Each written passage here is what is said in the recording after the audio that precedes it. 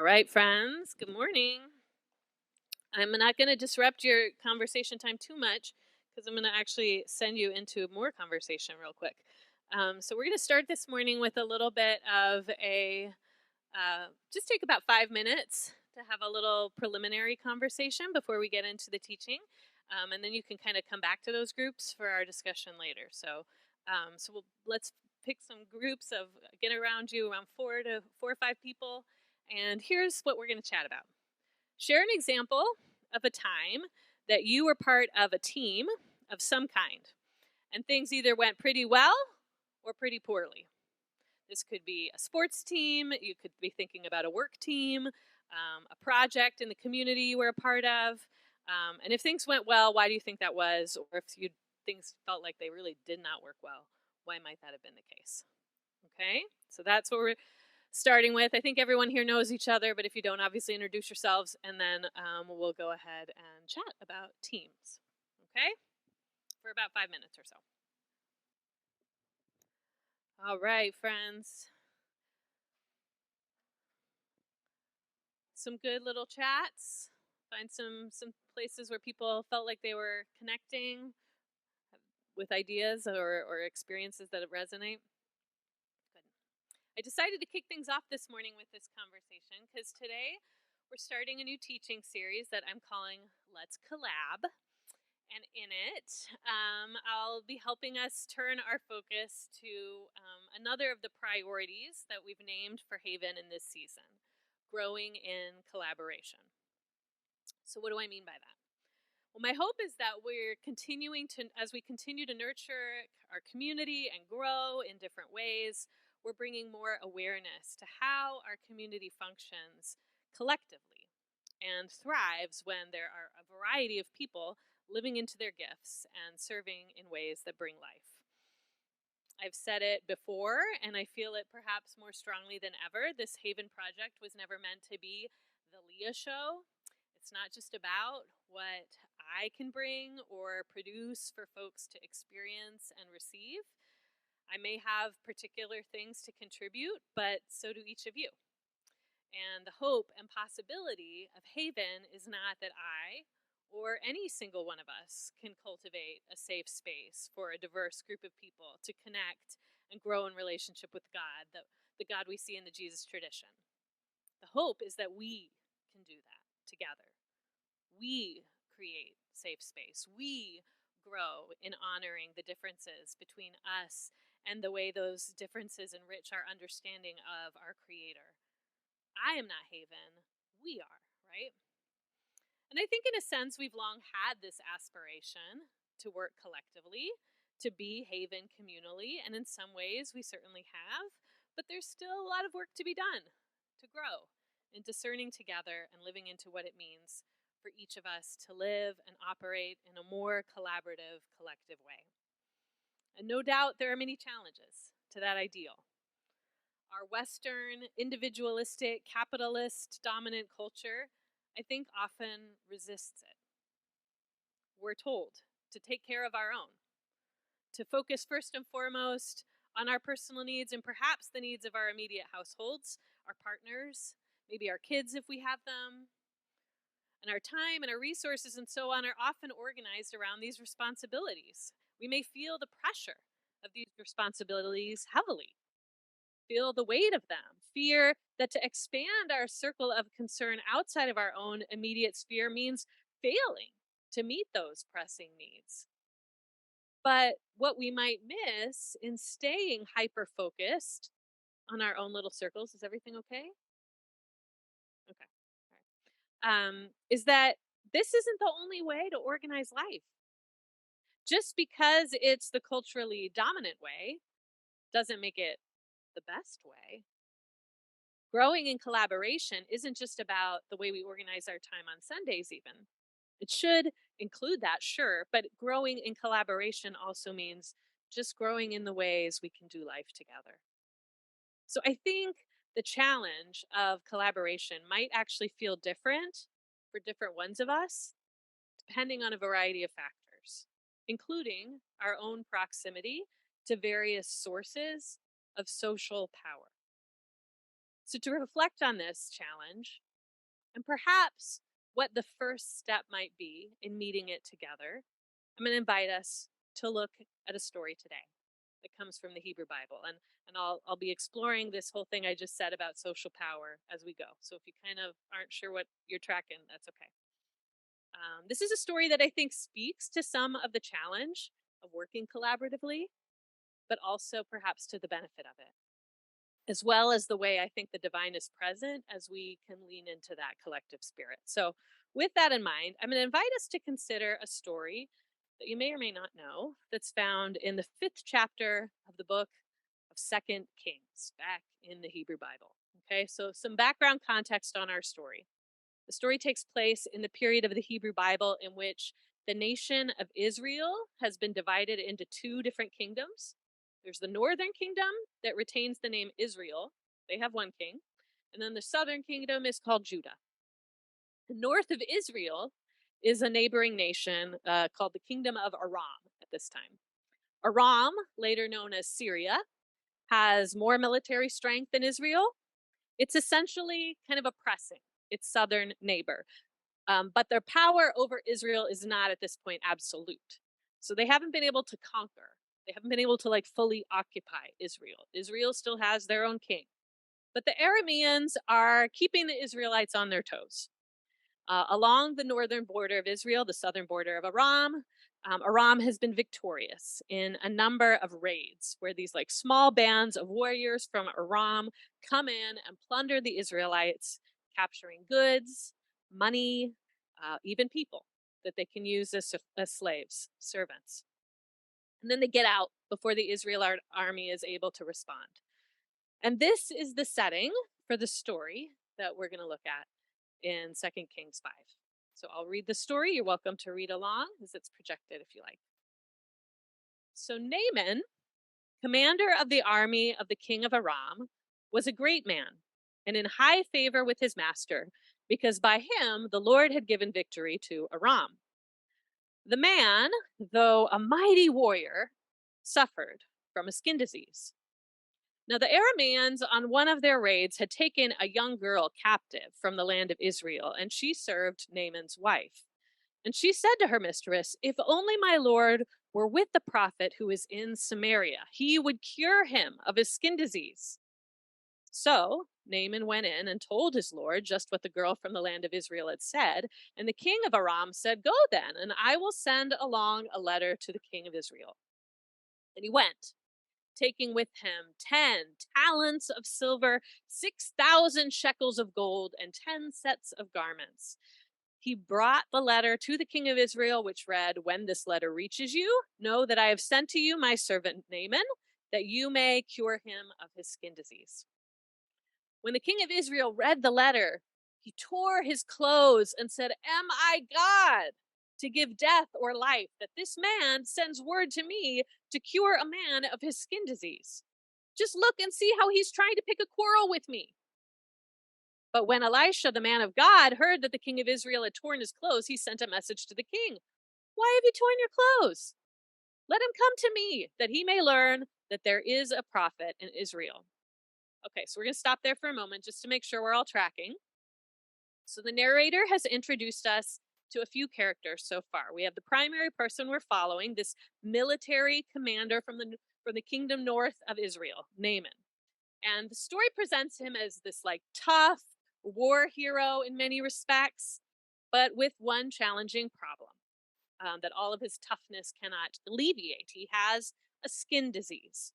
Now, some translators translate this as leprosy, but our translation has opted for a more generic term because in ancient Hebrew at this time, that one word could be used for all kinds of skin conditions, which include the disease that we would come to be known as leprosy, but it also could include other skin diseases. So we're not totally sure the nature of the skin disease he has. It could be what we understand to be leprosy later. It could have been something else. So Naaman, it says, is suffering from this disease of the skin, but his wife's young servant girl, who was captured from Israel in one of those raids, informs him that in Israel there is a prophet who might be able to help. So Naaman goes to his king and gets permission to travel to Israel and seek this prophet with potentially healing powers. And the king of Aram agrees, and he sends a letter with Naaman to the king of Israel, which he intends, I think, to be like an act of diplomacy, letting Israel's king know that Naaman comes in peace. They've got all of these gifts. He's seeking their help. But of course, Israel's king doesn't interpret it that way. He thinks it's a threat. He thinks it's a pretense for war. Aram, the bully of the north, is coming to him seeking a miracle. And when Israel can't deliver it, Aram can try to claim that as a reason for more aggressive military action. So the Israelite king freaks out. But Elisha, the prophet, who's operating on Yahweh's behalf in Israel at the time, he gets wind of the whole thing and he tells the king not to fret, just send this foreign commander my way. So that's where we're going to pick up the story. So Naaman came with his horses and his chariots and halted at the entrance of Elisha's home. And Elisha sent a messenger to him saying, "Go, wash in the Jordan 7 times, and your flesh shall be restored, and you shall be clean." But Naaman became angry and went away, saying, "I thought that for me, he would surely come out and stand and call on the name of the Lord, his God, and would wave his hand over the spot and cure the skin disease. Are not Abana and Pharpar, the rivers of Damascus, better than all the waters of Israel? Could I not wash in them and be clean?" He turned and went away in a rage. But his servants approached and said to him, "Father, if the prophet had commanded you to do something difficult, would you not have done it? How much more when all he said to you was wash and be clean?" So he went down and immersed himself 7 times in the Jordan, according to the word of the man of God, and his flesh was restored like the flesh of a young boy, and he was clean. Then he returned to the man of God, he and all his company. He came, he stood before him and said, "Now I know there is no God in all the earth except in Israel. Please accept a present from your servant." But he said, "As the Lord lives," this is Elisha, said, "as the Lord lives, whom I serve, I will accept nothing." Naaman urged him to accept, but Elisha refused. And then Naaman said, "If not, please let 2 mule loads of earth be given to your servant. For your servant will no longer offer burnt offerings or sacrifices to any god except the Lord. But may the Lord pardon your servant on one count. When my master goes into the house of Rimmon to worship there, leaning on my arm, and I bow down in the house of Rimmon, when I do bow down in the house of Rimmon, may the Lord pardon your servant on this one count." And Elisha said to him, "Go in peace." Okay, so to review the rest of the story, Naaman sent to the prophet Elisha. Elisha doesn't even come out to see him, let alone put on a big healing spectacle like Naaman expects. But he does send word for Naaman to wash himself in the river Jordan 7 times. Naaman's offended at what he thinks is a ridiculous set of instructions, but his servants do convince him to give it a try, and when he does, miraculously, Naaman is cured. His skin, it says, is like that of a young boy. Naaman is moved and now inspired to worship Yahweh. He wants to take soil from Israel back to build an altar in his homeland so he can worship the God of this land. Naaman, and then he offers gifts in thanksgiving, and Elisha, the prophet, refuses them and sends Naaman on his way. That's the story. So why this story? What is it about this obscure little ancient narrative that I think seems relevant to our conversation on collaboration?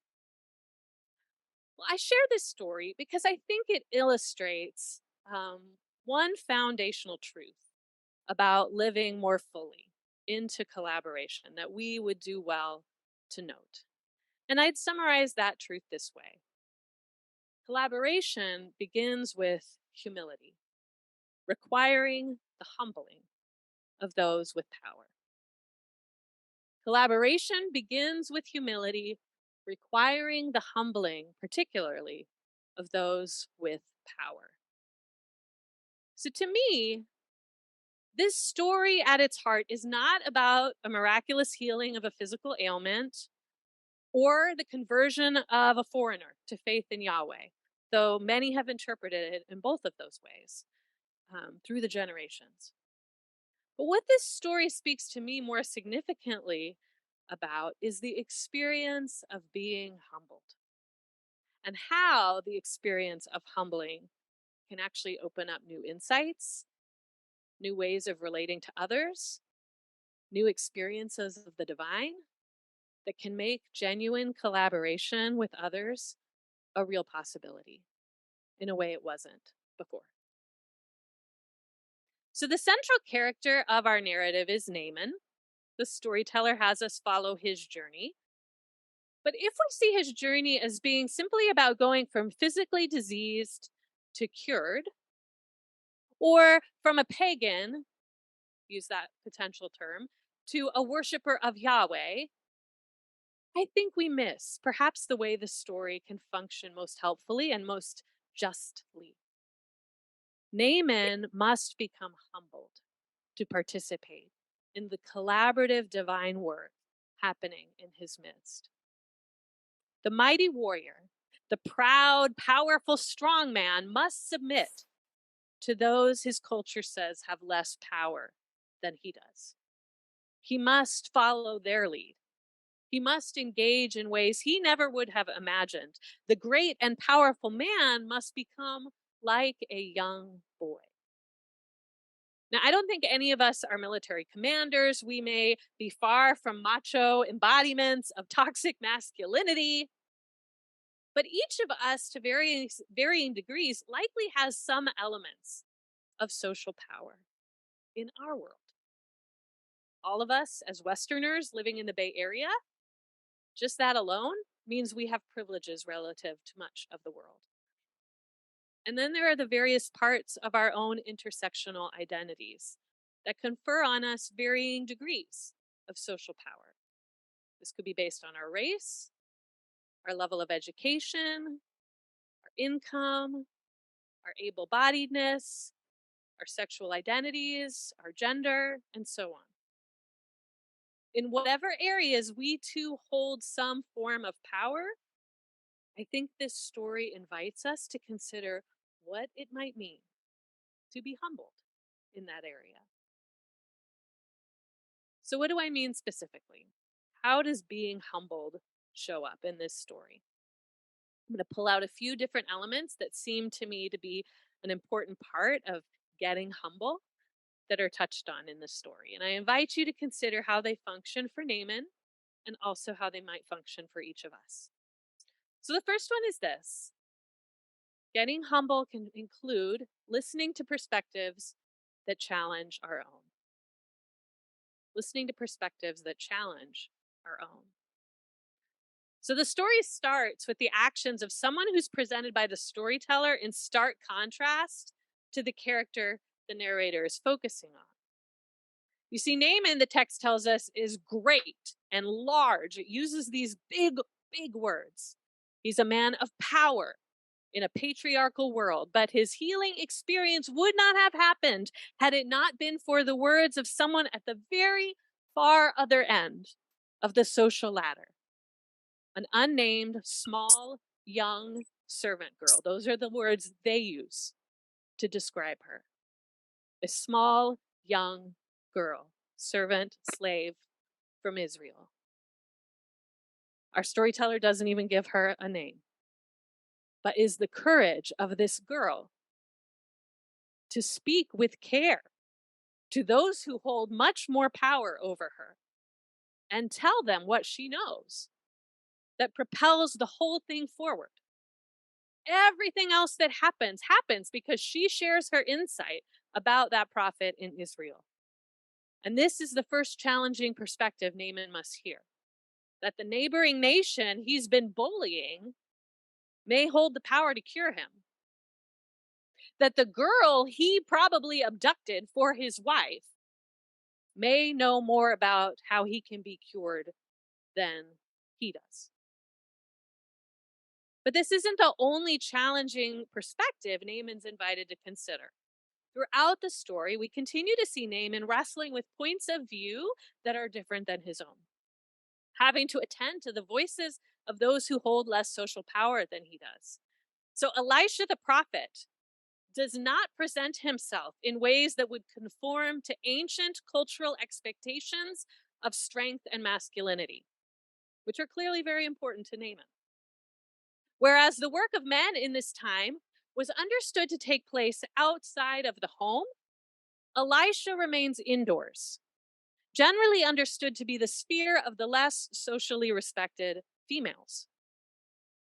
Elisha does not put on a show of strength. He does not promenade in front of a crowd with a miraculous spectacle.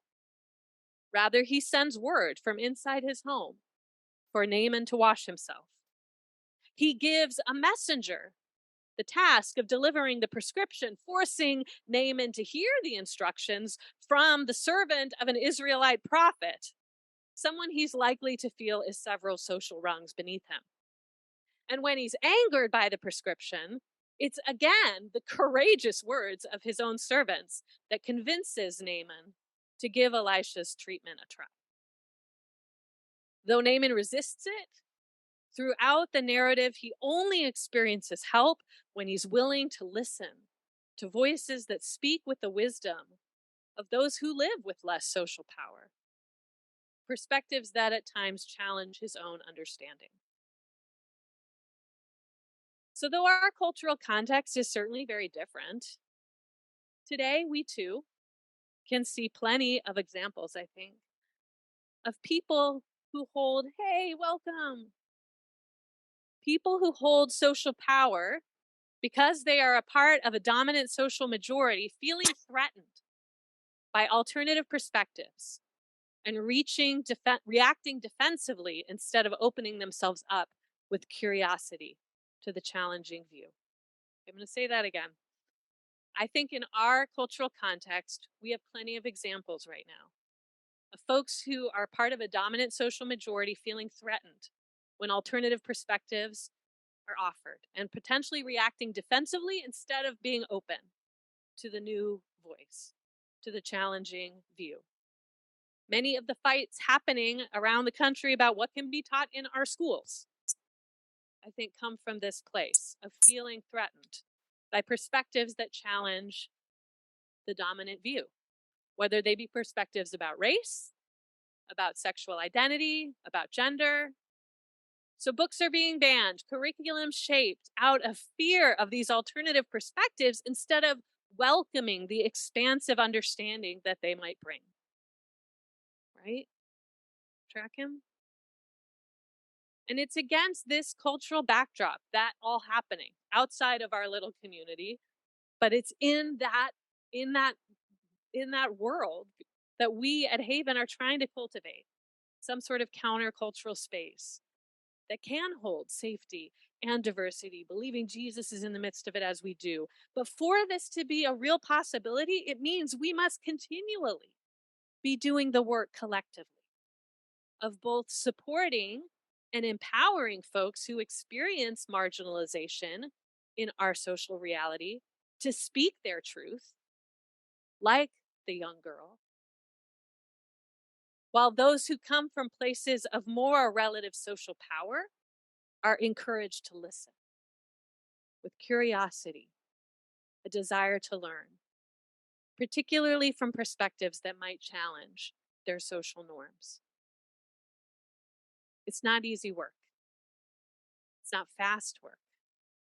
But I think it's an important process to be continually seeking to labor in if we are going to live more collaboratively. We have to be humbled. The second step I see in being humbled in our story here that I think is relevant for us is engaging with embarrassment and awkwardness. Engaging with embarrassment and awkwardness. Sounds fun, right? Naaman eventually does what's being asked of him, even though he feels embarrassed and awkward doing it. He clearly thinks bathing in the Jordan is beneath him. And to do so in order to pursue a potential cure puts him in a place of real awkwardness. Personally, I wonder if this is why Elisha instructed him to do it 7 times. While it's true, the 7 represents completion often in the era of the Bible. That might be one layer of meaning. It's also real that 7 washings requires more commitment than 1. For Naaman to really experience change, he has to go all in, to really commit, to feel as awkward as he is, until the fear of doing it all wrong or looking foolish or becoming less in someone else's eyes is not blocking his participation anymore. He just has to let that go. Most of us come into the ways we show up in the world over a long period of time. We might be raised from birth to speak a certain way, to walk a certain way, to worship a certain way, to laugh at certain jokes, and so on. But when we begin to be shaped by other perspectives that don't share that experience, particularly ones that are different or challenge our own way of showing up, it can feel awkward to try to do something different. We might feel super self conscious, hyper aware of our capacity of doing it wrong. We may feel fear of foolishness, of losing the respect of others, perhaps more seriously. We may feel legitimately fearful of harming others, especially if we find out our actions have already caused harm. And while hopefully this concern makes us more aware of the impact of our actions and careful as we proceed, if we get stuck in the fear of doing it wrong, we never have a chance to learn to do it better. You hear that? If we get stuck in the fear of doing it wrong, we never have a chance to learn to do it better. We need to cultivate brave spaces of courage and grace where together we can be willing to try and fail, to be embarrassed, to be a bit awkward, and over time to become more practiced and more proficient of operating in safer ways for those we collaborate with. And that brings me to the last component of getting humble in this story that I think is relevant for us. It's letting go of self-sufficiency. Letting go of self-sufficiency. Some scholars suggest that this story might not really be about leprosy or any other skin ailment at all. Perhaps the skin disease represents something less concrete, but actually more vital. Naaman goes from being, again, these words that are used in the beginning, great, big, to like a small child. He becomes like the girl who spoke to him in the first place. The word that's used to describe the nature of his skin at the end is the male version of the same word that's used to describe her at the beginning. The word has connotations not just of children, but also of servants. In order to experience change, Naaman has to become like the young maid at the beginning. He has to let go of the myth that he can take care of himself. He has to embrace his need to live in collaborative connection with others. Perhaps this is why Elisha refuses to accept his payment. Elisha doesn't want to give Naaman the satisfaction of believing he bought his healing in any way. If he made a significant financial gift, Naaman might walk away feeling justified in receiving this care. The myth of capitalism that says that his spending power entitles him to the good things in life might still be in place. But for Elisha, it was never about the skin. The problem Naaman needs to be cured of is the superficial air that he wears that separates him from others, convincing him that with enough power that comes unjustly at the expense of others, he has exploited, but with enough of it, he can take care of himself and his own. Elisha would rather Naaman stay humble, recognizing how powerless he actually is to save himself, and how much he is in need of the divine and all of the folks the divine brings him into contact with. Now, there's an epilogue to our story that seems to make this point further. If you came back to this chapter and read to the rest of 2 Kings 5, you'll see a reversal of our story. After Naaman departs, a servant of Elisha named Gehazi decides it's a shame to refuse the riches that Naaman is so willing to part with. So he follows Naaman and he catches up with him and he feeds him a story about how some other prophets have come to visit Elisha, and that caused the prophet Elisha to decide he could use some funds after all, not for himself, of course, but for these people who are coming to visit. And so Naaman happily agrees, and he loads Gehazi up with some clothes and 150 pounds of silver, which is still only a fraction of the wealth he brought with him. And Gehazi greedily takes his loot back home, and he hides it. And then he returns to Elisha, who asks him where he's been, and Gehazi denies having gone anywhere. But Elisha makes clear he knows what Gehazi has done. Is this a time, he asks his servant, to accept silver and to accept clothing, olive orchards and vineyards, sheep and oxen, male and female slaves, the kinds of things that Naaman has been enriching himself with, plundering the Israelites? Is it a time to accept all of that? Therefore, the skin disease of Naaman shall cling to you and to your descendants forever. Gehazi, in seeking to enrich himself, has given into the same spirit of self-sufficiency that justifies the exploitation of others. This is the ailment Elisha has successfully cured the foreign commander of, only to have the same ailment caught like an infectious disease by a member of his own household. If we're to live collaboratively, it means living with an understanding that we all need one another. None of us is truly self-sufficient.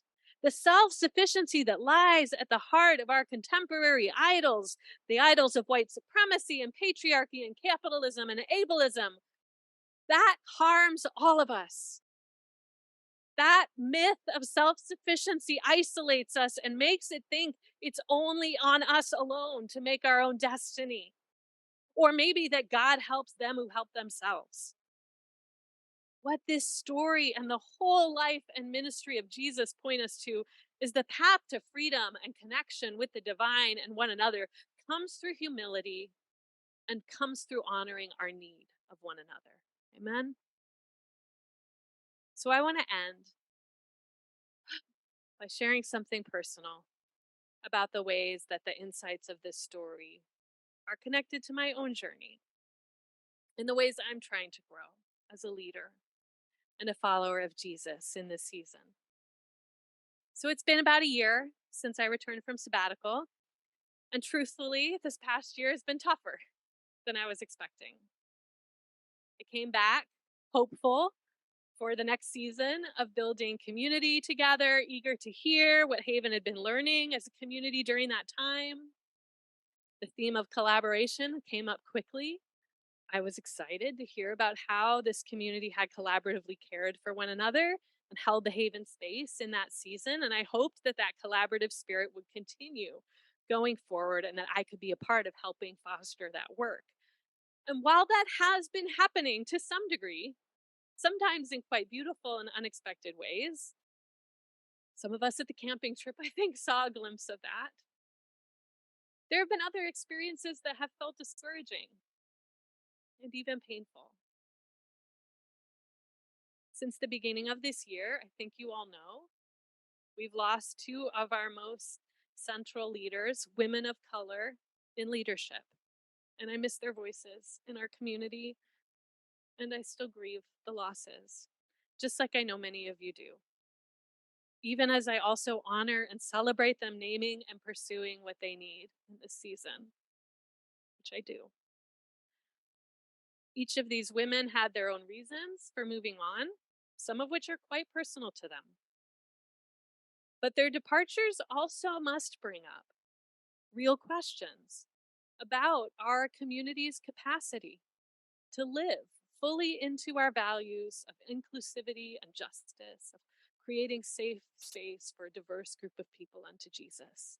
We would be remiss not to consider, not to ask questions about how we can continue to grow in anti-oppression work so that all who are a part of our community in any way, but particularly those with marginalized identities, can feel like they can bring their full selves into our space and be fully honored, heard, loved. So, through much of this year, I found myself wrestling with in what ways I, as a leader, may contribute to the gap between perhaps what we as a community intend and the impact of some of our actions. And I've come to understand that though I have long hoped to cultivate safe space for a diverse group of people with Jesus in the midst, I still have more learning to do. I understand that there are times where I have missed cross cultural communication. I have perhaps failed to hear what someone might have been trying to tell me because my own hearing has been shaped by my whiteness. Similarly, at times I may have communicated in ways that might have made others feel distanced instead of brought close. And I grieve these revelations deeply. And when I receive them, when I've heard perspectives that have challenged my own, I'll be honest, it's been hard at times not to shut down, not to get defensive, not to disqualify myself, withdraw from the work altogether because it just feels too hard.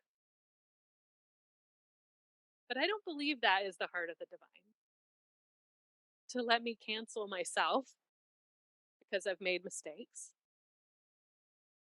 I believe God is actually calling me into something that truthfully feels sometimes harder, but also more raw and beautiful and hopefully redemptive. I believe I'm called into the awkwardness, into the embarrassment, into the space of having to say, I'm so sorry for the places I've brought pain or hurt, and I am. And I am also committed to bringing repair where I can. So I say that to all of you. I'm sorry, and I'm not going to do this perfectly, but I do want to do better. I feel called, like Naaman, to step into the water. Not just once, not just twice, but however many times it takes to experience real transformation. And part of that work includes letting go of places of self sufficiency, of believing I can just get there on my own. I know I need the companionship and the learning from others, and I'm so grateful for any sources from which that learning comes. So, to all of you who are here or listening to this later, particularly to my siblings of color, I want to know that I welcome your teaching. I'm open to your feedback. If you feel like there are spaces where I may have missed something with you in terms of cross cultural communication, where something didn't feel good as it landed, or like I couldn't hear what you might be trying to say, if you're open to sharing that feedback with me, I would be honored to receive it in whatever way feels good for you to share it. But I also know it's not the job of our siblings of color, of our queer siblings, of our disabled siblings, or so on, to educate those of us who are white or straight or able bodied. This is difficult work, which we must own for ourselves as best as we are able. So I'm also trying to expand my own learning continually, do that work on my own as I can. I recently started listening to a podcast that Ginny recommended called White People Work, which has some really helpful discussions and resources. And I'm going to be continuing to work through these resources. And I want to invite anyone else in the community who identifies as white to consider joining me if you want. I'm happy to set some times together where we could discuss some of what we're learning together. Maybe once a month we gather on Zoom, discuss an episode with none of us coming as teachers, but all of us as co-learners together. If that's something you'd like to be a part of, you can let me know, and I'll welcome you to join me. The experience of getting humble isn't generally fun. Jesus described it as taking up a cross, which he quite literally did. But I do believe it's necessary for all of us in different ways so that we can truly honor the gifts one another brings and receive them with joy and care. Those of us who have social power in whatever ways we have it must learn to lay it down, to understand truly our own need of one another, so that collaboration can actually be safe and empowering for everyone. So we can join together as a team that works well and not a team that works poorly. So I pray that as we continue to grow in collaboration, we will begin with humility, following the one who showed us what it means to become less, that we might find so much more.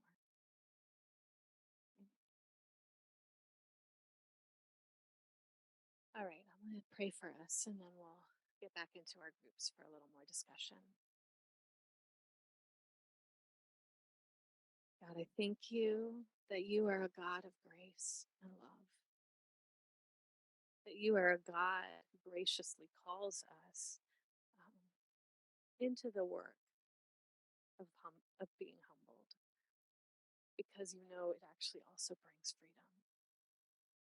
The freedom to let go of the myth that we can fix it all ourselves. The freedom to live interdependently. The freedom both to give and to receive. And so I ask that that would be a continual work. That as we in this season participate in growing in collaboration, we would continue to grow in this area too. What does it mean for us, particularly those of us who hold some social power, to find ways to be challenged, to be awkward when we need to do something different, to let go of our self sufficiency? Would you be in the midst of us, modeling what that looks like, oh Jesus? And would we experience new freedom, new life, new joy as we follow? Amen. All right, friends. So we'll return to our groups, and here's what I've got for us to chat about. First, there's a few different prompts. You can go with whatever feels right to you. How does the story strike you? Perhaps what characters do you feel the most connected to? Or are there areas in your life you've experienced getting humbled? How did that process happen? Or which of these tasks of getting humble that I mentioned do you recognize potentially need to grow in? Listening to challenging perspectives, engaging with awkwardness and embarrassment, letting go of self sufficiency. What might that look like for you? Okay, so we'll take about 10 minutes to discuss and then come back for closing worship.